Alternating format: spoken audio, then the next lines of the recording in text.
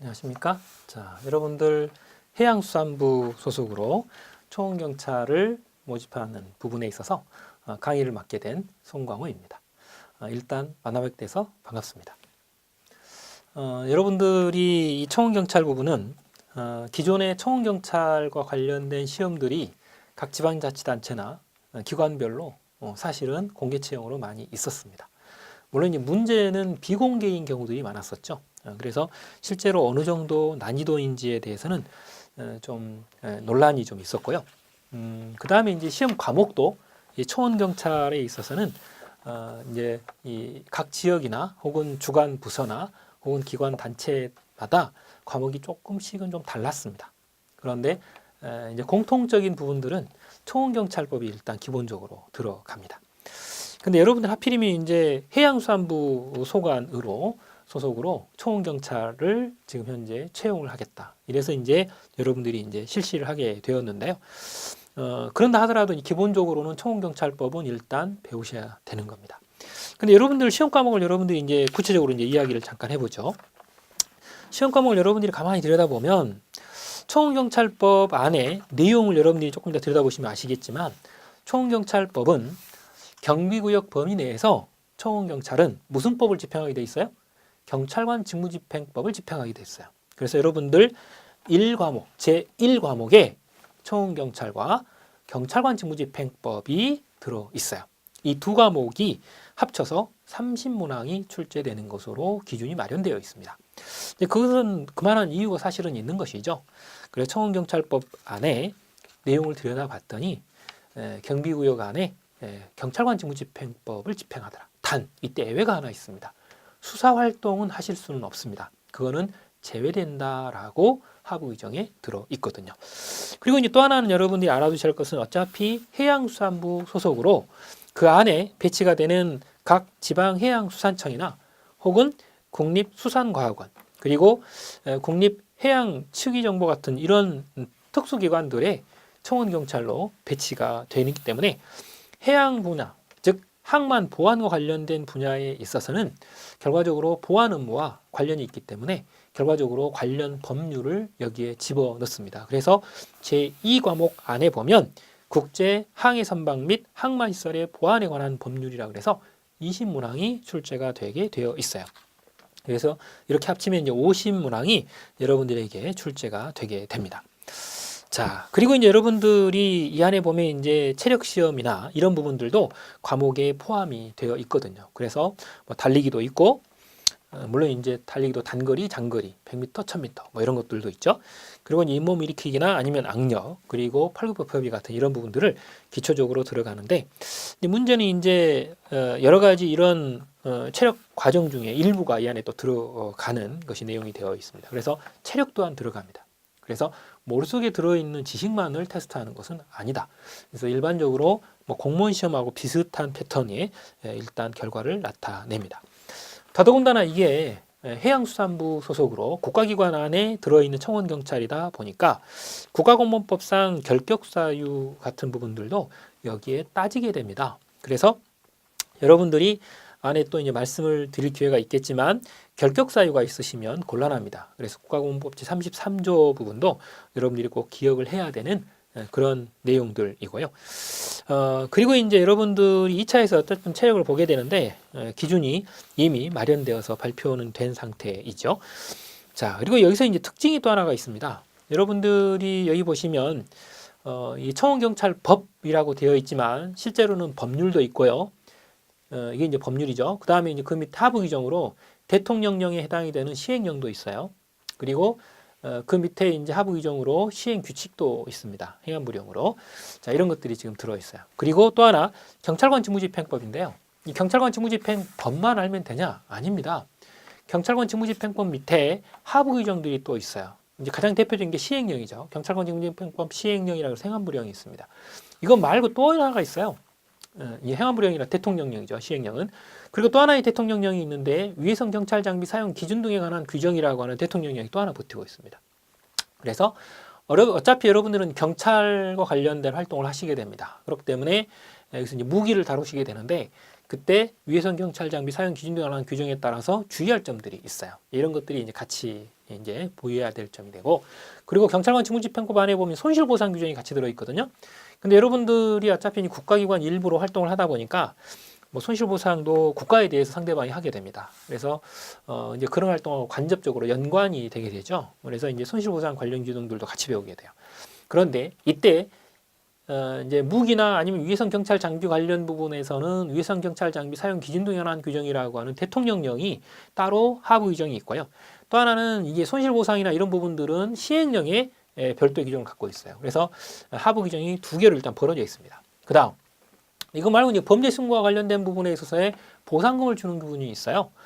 이제 우리는 포상금이라고 표현하는데, 이거는 이제 별도의 경찰청 고시로 지금 되어 있도록 이제 법률이 규정하고 있습니다. 그래서 여러분들이 보시다 보면 뭐 간단하게 청원경찰법과 경찰관 직무집행법 법률만 보면 끝이라고 생각하시는 분들이 있을 수 있습니다. 이제 그렇지 않습니다. 절대로 하부 규정들이 워낙 잘 만들어져 있고 철저하게 만들어져 있기 때문에 그런 부분들 여러분들이 꼭 보셔야 되고요. 더더군다나 여러분들이 이제 해양수산부 쪽으로 가시다 보니까 뭐 이제 항해 선박 혹은 항만 시설에 관한 보안 문제, 특히 여기서 이제 항만 보안 관련 부분만 출제한다라고 하는 단서를 달아놨거든요. 그런 부분들을 여러분들이 특히 주의하시면서 보셔야 되는 것이죠. 그래서 실제로 여러분들이 이 법률 내용들을 보시게 되면 실제로 이제 어느 과목하고 비슷하냐면요. 경찰관 직무집행법이라고 하는 것은 실제로 경찰 공무원들, 그죠? 경찰 공무원들, 육상에 있는 경찰 공무원들입니다. 해상 경찰 공무원이 아니고 경찰 공무원들에 대해서 경찰관 직무집행법이 실제로 시험을 보고 있습니다. 뭐 순경으로서의 시험이든 경찰관 보호서행으로서의 시험이든 승진 시험에 있어서든 간에 이런 경찰관 직무집행법의 내용들이 실제로 시험을 보고 있기 때문에 이미 기출문제는 상당히 누적이 된 상태이고요. 그 다음 청원경찰법의 경우에 있어서는 이때까지 경비지도사랄지 혹은 지방에 있는 여러 가지 기관들에서 실시하고 있는 청원경찰 시험에 있어서의 시험 문제 같은 것들이 이미 상당 부분 누적이 되어 있기 때문에 그런 기출문제를 기반으로 해서 여러분들에게 강의가 될 것이라는 거예요. 그렇기 때문에 상당히 깊이가 있는 부분들도 간혹 진행이 될 수 있다라고 하는 것은 생각을 하고 계셔야 됩니다. 그리고 거기다가 또 여러분들이 이제 일반적인 청원경찰하고는 다르게 해양수산부이기 때문에 별도의 특별법이 하나 들어갔죠. 그래서 항만 보안과 관련된 부분만이라도 거기에 추가하겠다. 이래가지고 거기에 나와 있는 국제 항해 선박 및 항만 시설의 보안에 관한 법률에 따라 이 항만 보안 관련 보안 조문이 이 안에 들어있기 때문에 그런 부분이 들어있어요. 그래서 다른 일반적인 청원 경찰보다도 사실은 훨씬 더 깊게 시험 문제가 출제가 될 가능성이 상당히 높습니다. 그걸 일단 알아두시되, 물론 첫 시험인 경우에는 그렇게 어렵지 않게 출제하는 것이 이때까지 일반적인 어떤 패턴이었기 때문에 쉬울 수 있을지 모릅니다. 그러나 이게 이제 상당 부분 이미 청원경찰도 많이 치러졌던 그런 시험이다 보니까 이렇게 난이도는 물론 첫 시험이니까 쉬울 수는 있겠지만 그래도 안에 내용 자체가 예전처럼 그렇게 호락호락하거나 아주 쉽게 나오지는 않을 가능성이 충분히 있습니다. 그리고 여러분들에게 이제 상당 부분 경쟁률이 있을 가능성이 있기 때문에 그런 부분들을 충분히 고려해서 여러분들이 볼 수밖에 없다, 이렇게 보는 것이죠. 그래서 특히 이 청원경찰법의 경우에 있어서는 여러분들이 이미 경비지도사에서 상당 부분 깊이 있게 출제가 된 부분들도 많습니다. 그렇기 때문에 조문을 철저히 보셔야 되는 것이죠. 지금 방금 전에 말씀드렸던 청원경찰법, 경찰관 직무집행법, 그리고 여기에 특수적인 부분인 국제 항해 선박 및 항만 시설 보안에 관한 법률 같은 이런 경우들은 법률 조문을 여러분들이 상시로 가지고 다니면서 계속 읽어보셔야 됩니다. 그리고 어느 정도 읽다 보면 이 문장은 이렇게 바꾸면 시험 문제가 나올 수 있겠다라고 하는 그런 느낌이 오게 됩니다. 그런 것들을 갖게 되고 거기에 이제 제가 강의를 했을 때 거기에 포인트를 잡아드리면 이렇게 연결이 되는 거구나, 그건 알고 계셔야 돼요. 특히 여기서 경찰관 직무집행법 같은 경우는 물론 조문을 중심으로 출제가 되겠지만 그 안에는 이론상 일정한 흐름이 있습니다. 그걸 여러분들이 잘 기억하시면서, 그리고 이제 그 안에 치루어지는 경찰관들의 일정한 조치 혹은 권력 활동들이 그 어떤 성질들을 가지고 있기 때문에 그 뒤에 어떤 의미를 이 안에 부여할 수 있게 돼요. 그런 것들을 여러분들이 충분히 생각하시면서 여기를 공부를 하셔야 됩니다. 그래서 순수한 의미의 조문만으로 출제가 될 수도 있고 거기에 들어있는 여러 가지 이론적인 내용들도 같이 출제가 될 수 있기 때문에 그런 부분들을 충분히 고려하시면서 여기를 공부를 하시는 게 굉장히 좋을 것이다, 이렇게 봅니다. 그리고 이제 이게 더불어서 이제 뭐 면접 관련 부분들도 중간중간에 이제 언급을 해드릴 수 있을 텐데요. 뭐 다른 경찰 시험하고 거의 같습니다. 거기에 이제 여러분들이 어떤 전문 지식을 어느 정도 갖고 있는가, 특히 여러분들이 경찰 시험을 준비하셨던 분들이 또 상당 부분 있을 수 있는데요. 거기에 이제 형사소송법적인 일부 지식이랄지, 혹은 경찰 실무, 즉 경찰학적인 어떤 지식이랄지, 그리고 최근에 벌어지고 있는 여러 가지 세간의 이슈가 되는 사건들에 대해서 여러분들이 생각을 묻는달지 하는 이런 것들이 충분히 면접에서도 출제가 될 수 있기 때문에 그런 부분들을 고려하시면서 공부를 하시는 게 가장 좋으리라 이렇게 보고요.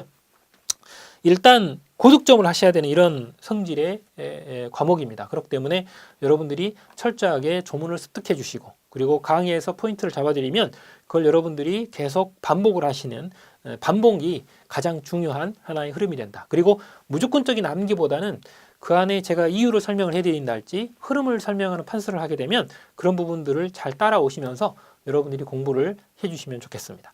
자, 여기서 이제 마지막으로 여러분들이 해줄 수 있는 이야기는 반복입니다. 복습을 잘 하십시오 라고 하는 거죠.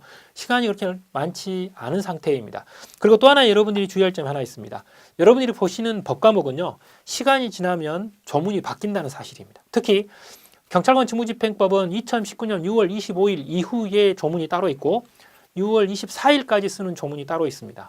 그래서 여러분들이 지금 제일 처음에 공고가 나온 그 시행 일시, 즉 필기시험을 기준으로 해가지고 필기시험 기준으로 해서 지금 대부분의 교재들이 쓰여졌을 겁니다. 그렇게 되면 필기시험이 대부분 6월 15일이다. 그러면 6월 25일 이전이기 때문에 지금 현재 진행되고 있는 경찰관 직무집행법으로 보셔야 됩니다. 그런데 이 필기시험 일자가 기관별로 조금 다를 수 있다고 지금 공지가 떴어요. 그러다 보니까 이게 6월 25일 이후로 가면 조문이 달라집니다. 이미 공포가 됐고 시행일을 기다리고 있는 경찰관 직무집행법이 있기 때문에 그것에 또 맞춰줘야 되는 그런 상태인 것이죠. 그래서 이런 것들을 여러분들에게 조문을 드릴 때 다 같이 드릴 거니까요. 그걸 아시고 준비를 하시면 되겠습니다. 여러분들이 이제 합격을 하실 수 있게 최대한 강의를 잘하고 포인트를 충실히 짚어드리도록 하겠습니다. 좋은 성과 있기를 바랍니다. 감사합니다.